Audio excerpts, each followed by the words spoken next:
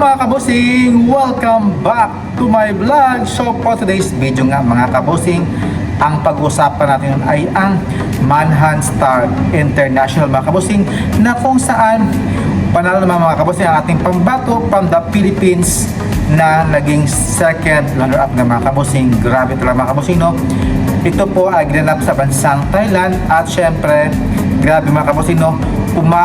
Umaariba talaga ang ating mga delegates mga kabusing para sa laban niya kahit sa mga male pageant ba dyan o sa female mga kabusing, na kung saan nag-second runner-up mga kabusing sa ginanap nga kahapon sa bansang Thailand ng Manhunt Star International 2025. At syempre siya ang nag-uwi bilang isang second runner-up. At syempre yung nag-first runner-up mga kabusing is from Thailand, at syempre yung nanalo nga mga kabusing from Korea. So grabe mga kabusing, no? Ang lakas talaga ng ating sash factor mga kabusing about sa Pilipinas mga kabusing, na kung saan namayagpag talaga ang ating mga candidates mga kabusing when it comes sa international pageant niya mga kabusing. At syempre sa ating pambatoli para sa Mr. and Miss Celebrity International, na dalawa ang pasok mga kabusing sa ating pambato from the Miss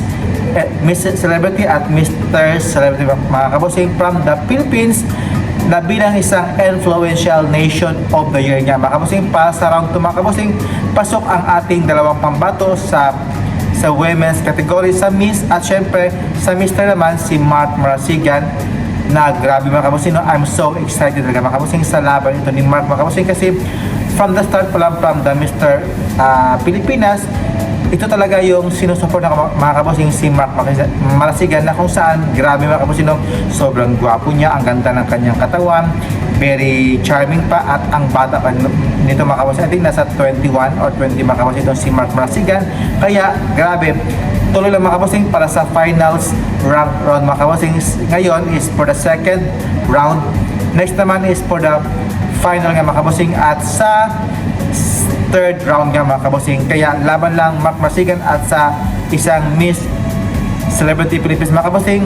Tuloy-tuloy mga kabusing sa pagboto nga mga kabusing at sa pag-like sa kanyang mga photos and videos nga mga kabusing. Kaya grabe, laban Pilipinas at itayo ang bandera ng Pilipinas sa Mr. and Miss International Pageant nga mga kabusing, na grabe, sobrang lakas talaga at napaka-powerful talaga ng ating masakay mga kabusing, kasi lahat talaga ng every pageant mga kabusing, pasok talaga ang Pilipinas mga kabusing. Kaya maraming salamat mga kabusing, and thank you for watching, and kapong kap, show ka mga kabusing, and bye bye, good night.